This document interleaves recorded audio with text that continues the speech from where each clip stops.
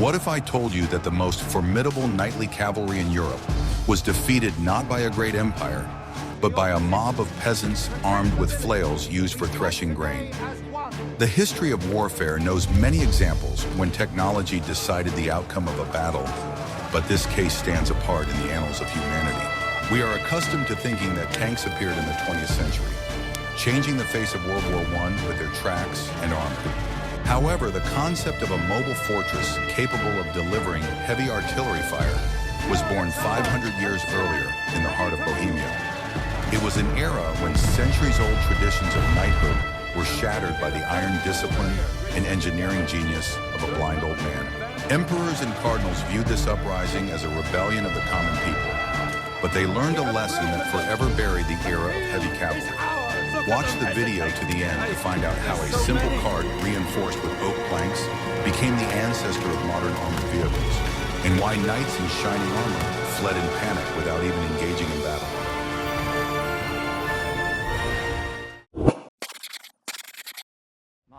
What if everything you were taught about the submissiveness of medieval man is not true? The history of the Hussite wars began not on the battlefields, but at the stake in Constance, where the flames consumed the preacher Jan Hus. His death was supposed to put an end to religious disputes, but instead it became a spark that fell into a barrel of powdered popular anger.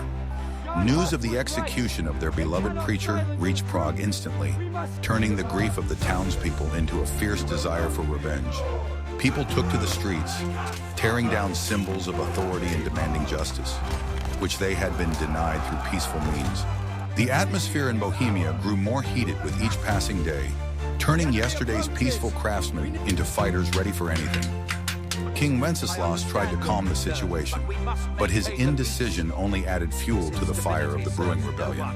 The nobility looked on with arrogance, confident that a few exemplary executions would put the rabble back in their place. Return to your homes. They did not understand that they were dealing not with an ordinary peasant revolt, but with a movement united by a powerful idea. It was the beginning of the end of the old world, where those in power could dictate their will to the people with impunity.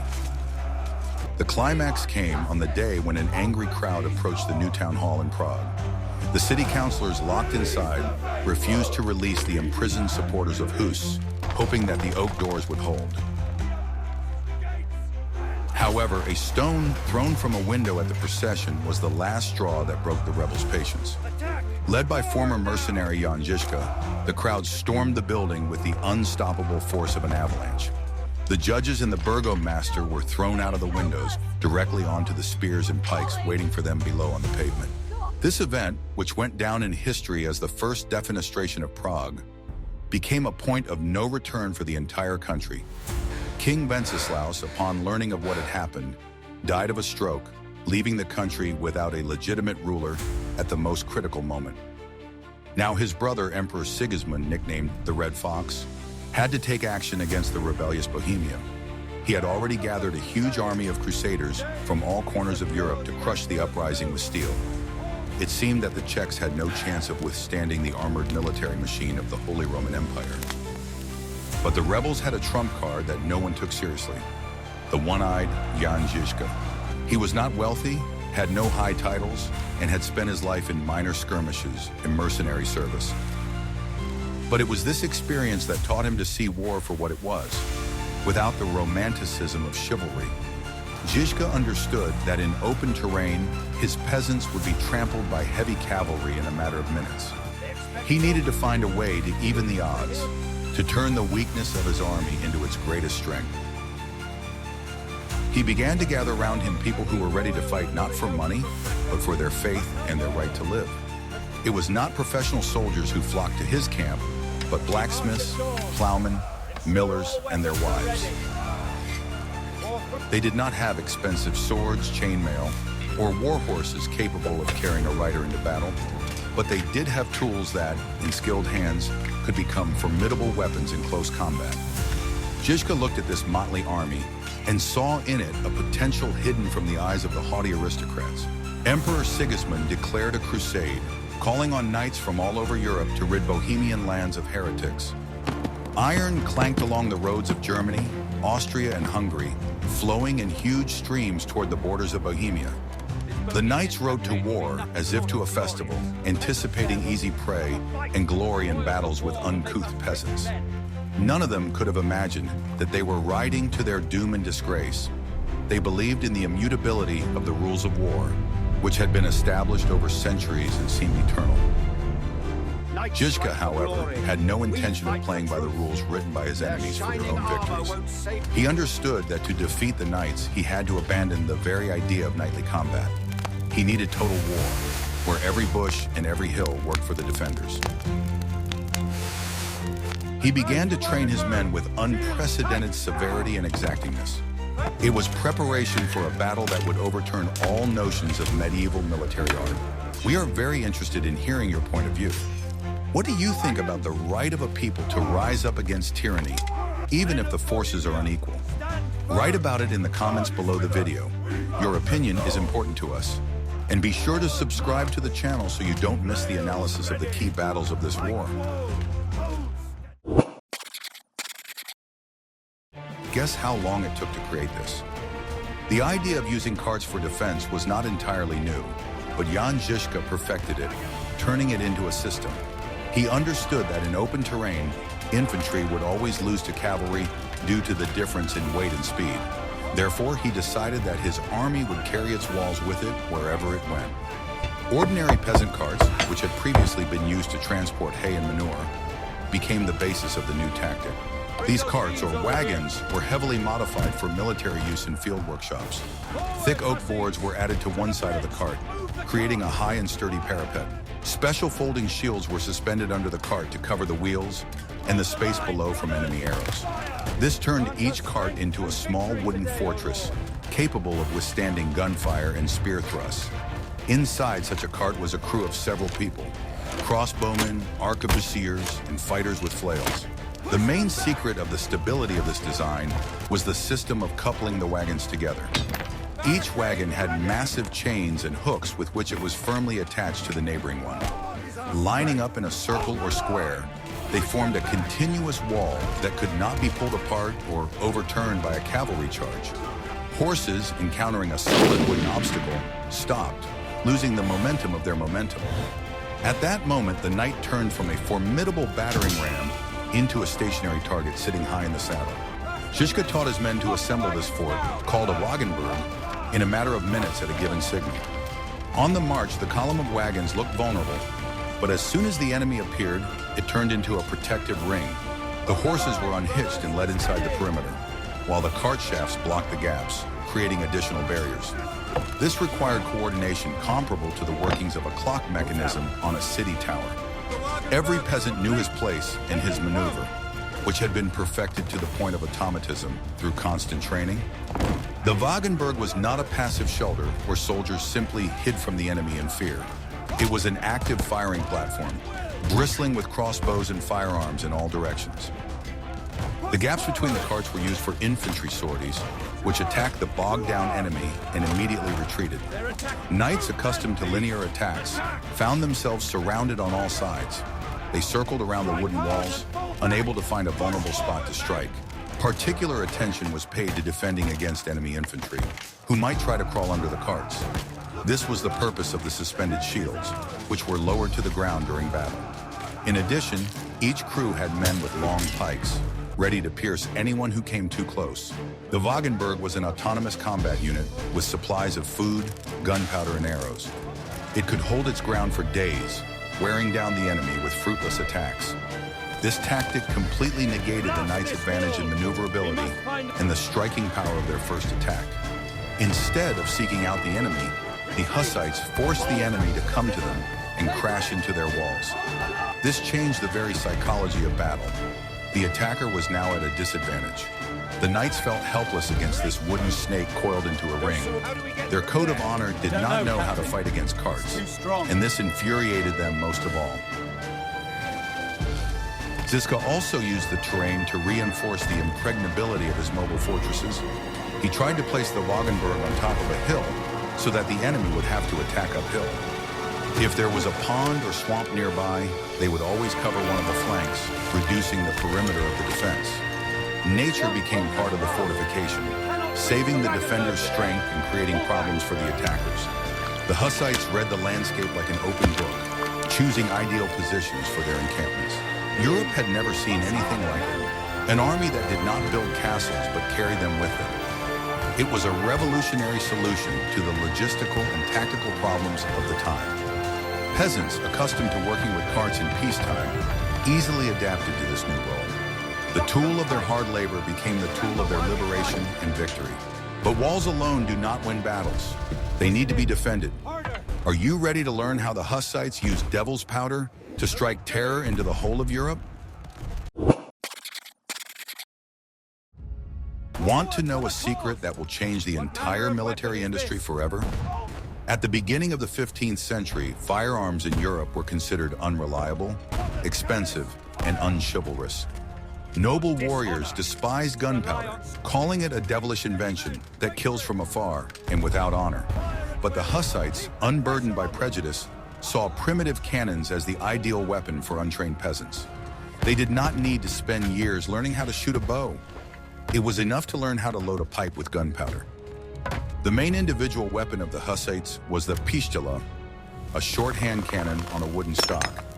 It was from the Czech word pistola, pipe, that the international word pistol later originated. It was a crude forged iron device that fired stone or lead bullets at short range. The accuracy of such a weapon was extremely low, and hitting a single target was a matter of chance. But when hundreds of pistolae fired simultaneously from the sides of the Wagenburg, a wall of lead was created.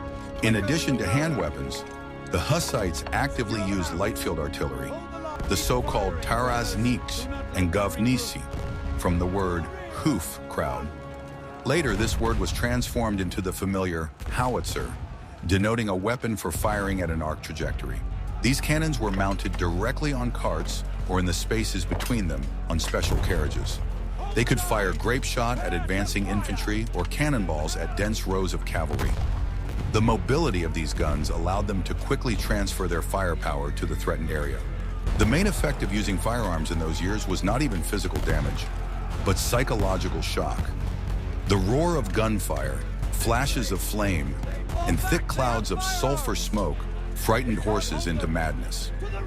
Knightly horses, accustomed to the clang of swords, shied away from the explosions, throwing off their riders and breaking formation.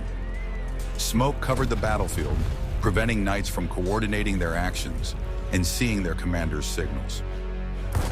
In this chaos, the disciplined Hussites felt confident, continuing to methodically reload their weapons. For many crusaders, encountering the massive use of gunpowder was akin to encountering magic. They believed that the Hussites had made a deal with the devil since they used hellfire and brimstone. Fear of the unknown weapon undermined morale even before the hand-to-hand combat began. Soldiers were afraid to approach the Wagenburg, which spewed thunder and lightning, preferring to keep a safe distance. This gave the Hussites time to rest and regroup, right in the middle of the battle. Žižka developed a special firing tactic combining crossbows and cannons for continuous fire. While the slow arquebuses were being reloaded, the enemy was showered with a hail of crossbow bolts, preventing them from raising their heads. The crossbows were accurate and had a long-range, piercing armor, while the cannons created a dense barrage of fire and a noise effect. This interaction between different types of firearms created an impenetrable zone of death in front of the wagon fort. No one could overcome these last 100 meters without colossal losses. Weapons production was set up directly in the cities controlled by the Hussites with astonishing speed. Bells were melted down for cannons, and saltpeter was extracted from cesspools and cellars. The entire country worked as a single military factory, supplying the front with everything it needed. The simplicity of the design of the arquebuses allowed them to be made in any village smithy. It was the first war in history where firearms became a mass and decisive factor.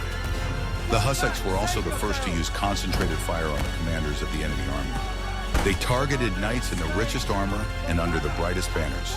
The loss of a commander at the beginning of a battle often led to panic and disorganization of the entire Crusader force. A bullet did not distinguish between a duke and a simple mercenary, making everyone equal in death. This destroyed the social hierarchy of war, rendering nobility a useless defense. The use of firearms by the Hussites forever changed European warfare, beginning the decline of knighthood. The sound of a Czech arquebus shot was the death knell for the age of swords and armor. The world was entering a new era where chemistry and ballistics determined the outcome of battles. If you enjoyed this analysis of past technologies, please like this video right now. Are you ready for the shocking truth about the rebels' first great victory? In March 1420, a small group of Hussites, numbering only about 400 men, found themselves in a deadly trap. They were pursued by the royal cavalry, numbering more than 2,000 horsemen thirsty for the blood of heretics. There were many women, children, and elderly people among the Hussites, and their weapons left much to be desired. It seemed that they were facing inevitable slaughter in the open field, where there was no chance of escape. John Žižka, realizing the criticality of the situation, chose the only possible place for defense, the isthmus between two ponds. One pond had already been drained, and its bottom was sticky, boggy mud. The other pond was full of water, reliably covering the flank of the detachment from being outflanked. This narrowed the front of the attack so much that the numerical superiority of the Royal Knights lost all meaning. Here, on a narrow strip of solid ground, Žižka ordered his first improvised Wagenburg to be built. The knights, seeing a handful of peasants with carts, decided that victory was theirs and neglected reconnaissance.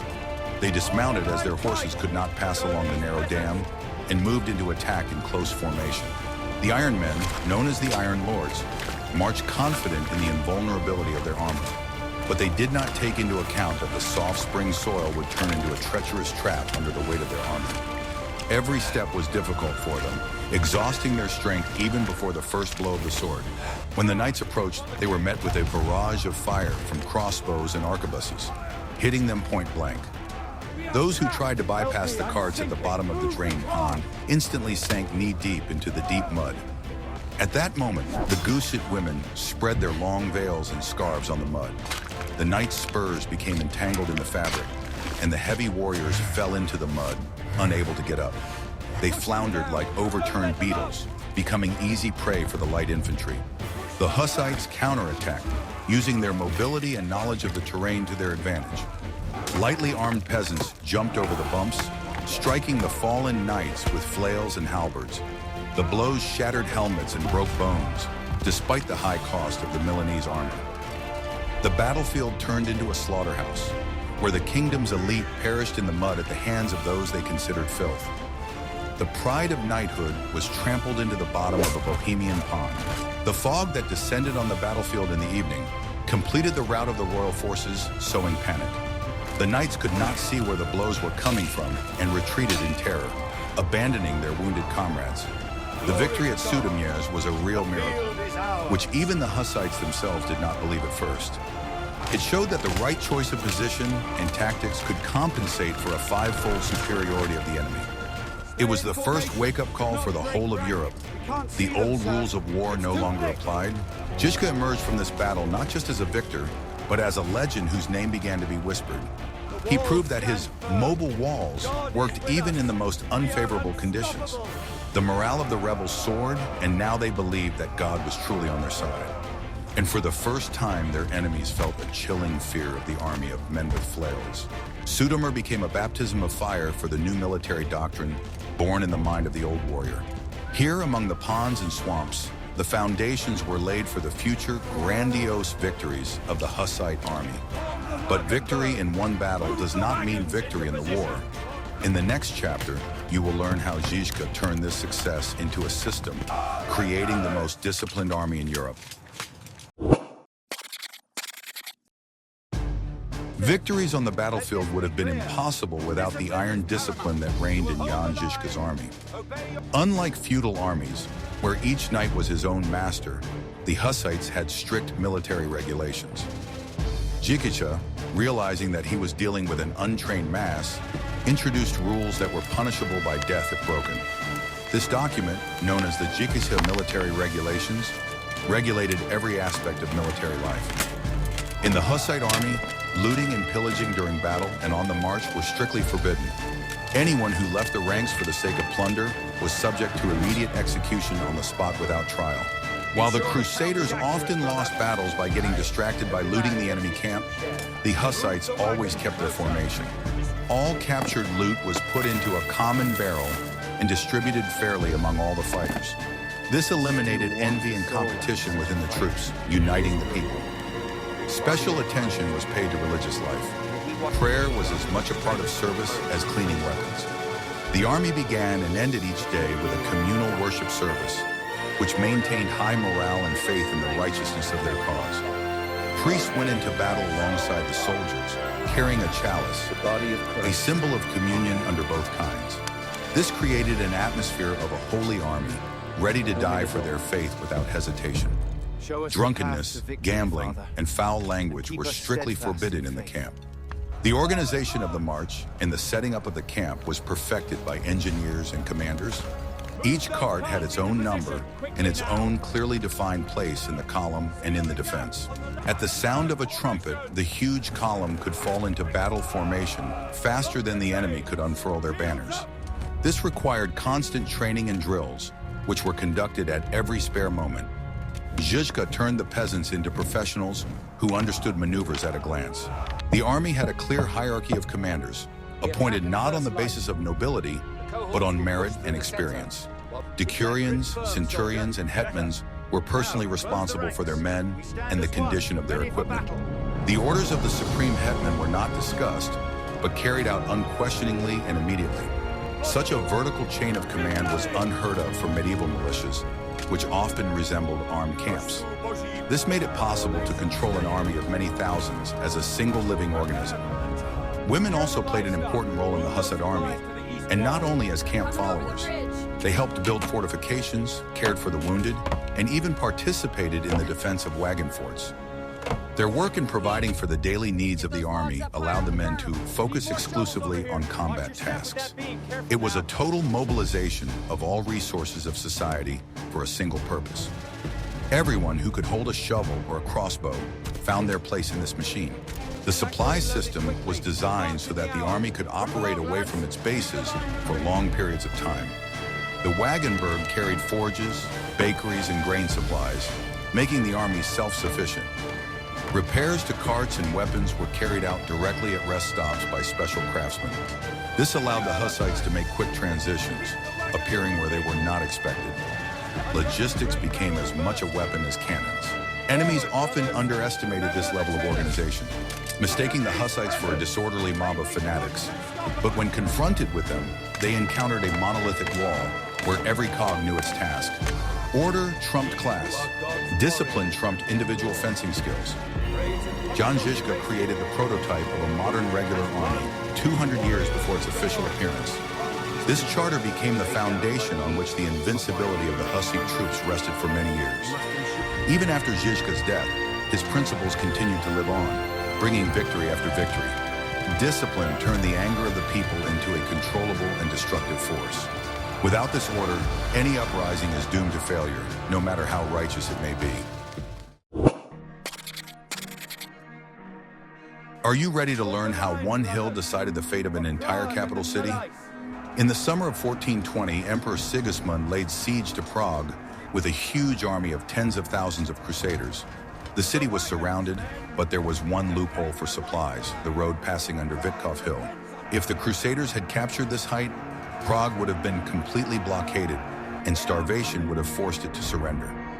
Žižka, realizing the strategic importance of this point, personally occupied the hill with a small detachment. At the top of Vitkov, the Hussites hastily erected wooden fortifications, log cabins, palisades, and small moats.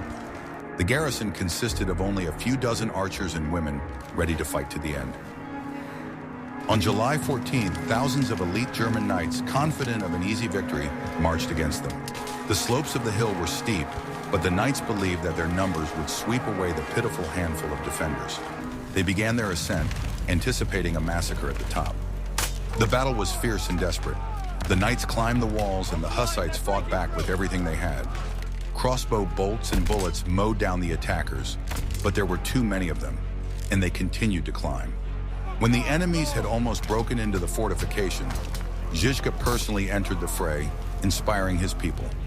At a critical moment, according to legend, one of the Hussite women shouted, "A Christian shall not retreat before the Antichrist," and rushed at the enemies. The narrow path on the crest of the hill prevented the knights from deploying their formation and using their numerical advantage. They pushed each other, the rear ranks pressing on the front, creating a crush and chaos. The Hussites took advantage of this, beating them with flails and pushing them down the steep slopes. A fall from such a height for a rider clad in armor meant certain death or serious injury. The hill turned into a meat grinder, where the pride of the empire was crushed by the tenacity of the defenders. In the heat of battle, a detachment of volunteers emerged from the city gates of Prague and struck the crusaders in the flank. The unexpected attack, accompanied by the ringing of bells and battle hymns, caused panic among the attackers. Fearing encirclement, the knights began a disorderly retreat, crushing their own infantry. The entire slope was littered with bodies and discarded weapons, glistening in the sun. Emperor Sigismund watched in horror as his army was humiliated from the walls of a nearby castle. The victory at Witkov was a turning point in the entire siege of Prague in the First War. It showed that even small forces can stop an armada if they use the terrain wisely. Sigismund, realizing that he could not take the city, soon lifted the siege and retreated. Witkov Hill became a symbol of Czech resilience and Žižka's military genius. This battle demonstrated the importance of tactical initiative and personal courage on the part of the commander. Žižka did not hide behind others. He was where it was most difficult. His example inspired ordinary people to do the impossible and fight to the death. Witkov became the grave of the emperor's hopes for a quick victory over the heretics. After this battle, Žižka's authority became unquestionable, and Prague was saved from destruction. The Crusaders realized that they were not dealing with a rebellion, but with a real war in which they were losing. The defense of Witkov went down in history textbooks as an example of the ideal defense of a key position. The hill held, but what exactly did the simple peasants fight with in close combat when the gunpowder ran out? In the next chapter, you will learn about the most brutal and unusual weapons of the Hussites. The Hussites were not professional warriors, and they did not have the money for expensive swords that required years of training. Therefore, they turned their attention to what they had in their hands every day: agricultural tools. The most terrifying and recognizable symbol of their fury was the battle chain, converted from a tool for threshing grain. An ordinary wooden stick with a movable flail on a leather strap was turned into a devastating weapon. The peasants reinforced the striker with iron spikes and nails and replaced the leather strap with a chain. The result was a weapon with enormous kinetic energy, capable of denting a helmet or breaking a knight's arm with a single blow. The flexible connection allowed them to bypass the enemy's shield. The striker flew over the edge of the shield and struck the enemy on the head or back. Neither chainmail nor plate armor could protect against such a blow. The shock waves simply broke the bones inside. Working with a chain required great physical strength and, more importantly, the ability to work as a team. The Hussites lined up in a row and struck rhythmically, as if threshing grain on a threshing floor. This rhythm created a solid wall of death that was impossible to approach without being struck. A knight who fell under the blows of several chainmen was instantly turned into a cutlet right in his own armor. The sound of chains striking iron became one of the most terrifying sounds for the Crusaders. In addition to flails, various modifications of hooks and grappling hooks were widely used to pull riders from their horses. As soon as a knight was pulled from his saddle to the ground, he became helpless due to the weight of his equipment. On the ground, he was finished off with short knives, hammers, or the same flails. This was not a noble duel, but an effective and cruel job of destroying manpower. The Hussites were not looking for beautiful victories. They needed a dead enemy. Halberds and battle scythes were also popular, allowing the enemy to be kept at a distance and cut down. A reforged scythe, held vertically, could cut a man in half at the waist or sever a horse's head. The simplicity of their manufacture made it possible to arm thousands of people in a matter of days. Any smithy could turn peaceful tools into a deadly arsenal. This weapon reflected the class nature of the war. The tools that fed the peasant now defended him. The symbolism was clear to everyone. They threshed the enemies of the faith just as they threshed wheat. For knights, death by flail was considered shameful, unworthy of a nobleman. But on the battlefield, notions of honor gave way to brute efficiency.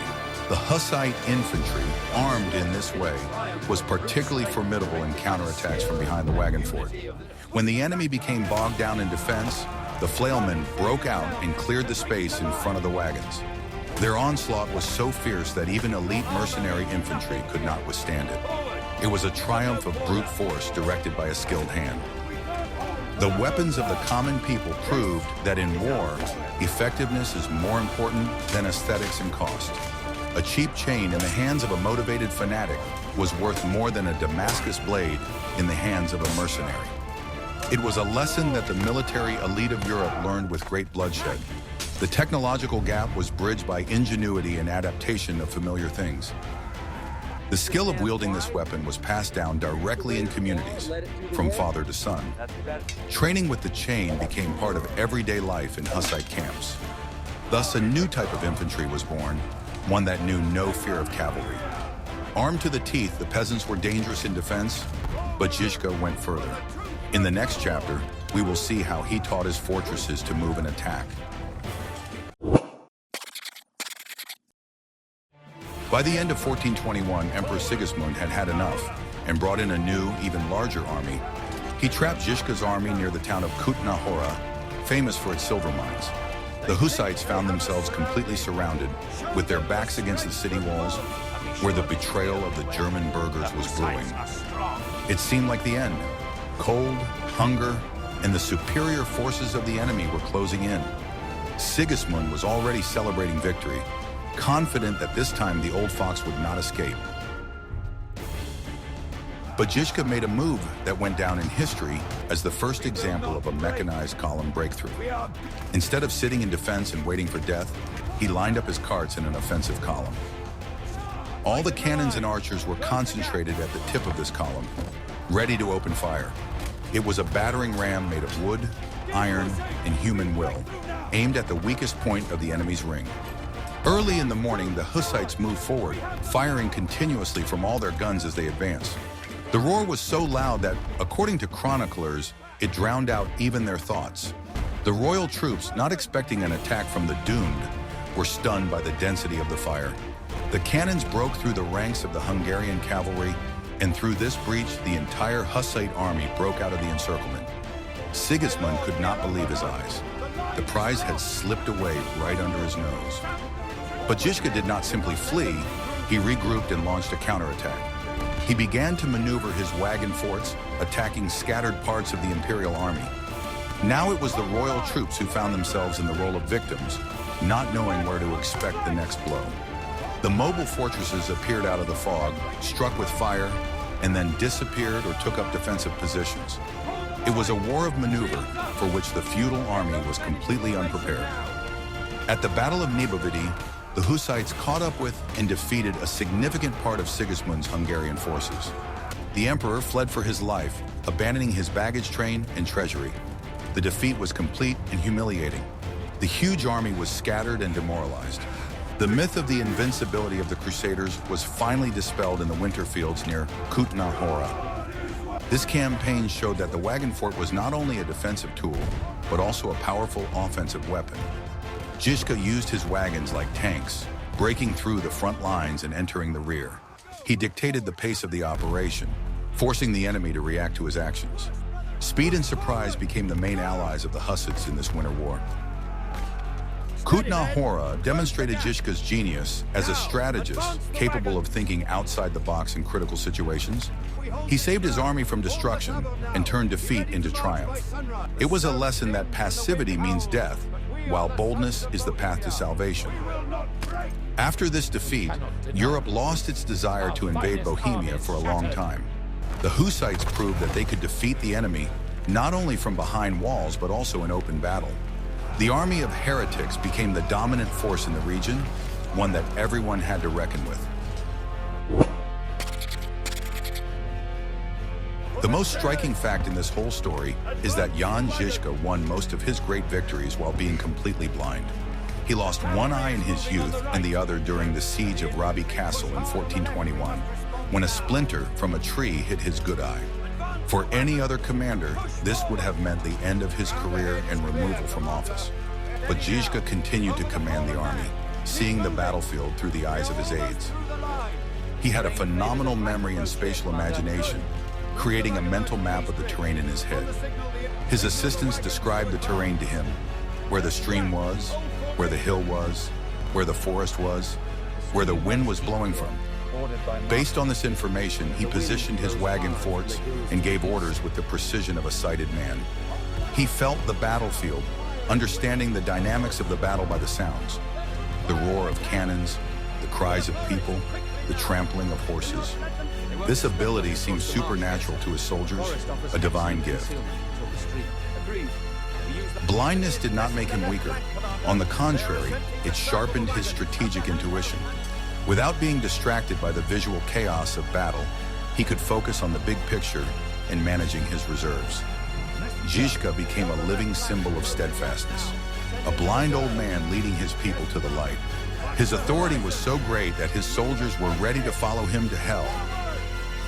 Even death could not stop his influence on the course of the war. When Žižka died of the plague in 1424, his soldiers, who called themselves orphans, continued his work. Legend has it that he bequeathed that his skin be stripped from his body and stretched over a drum, so that even after death, his voice would strike fear into his enemies and inspire his own. This drum became a sacred relic, its sound heralding the start of an attack. Žižka went down in history as one of the few commanders who never lost a battle.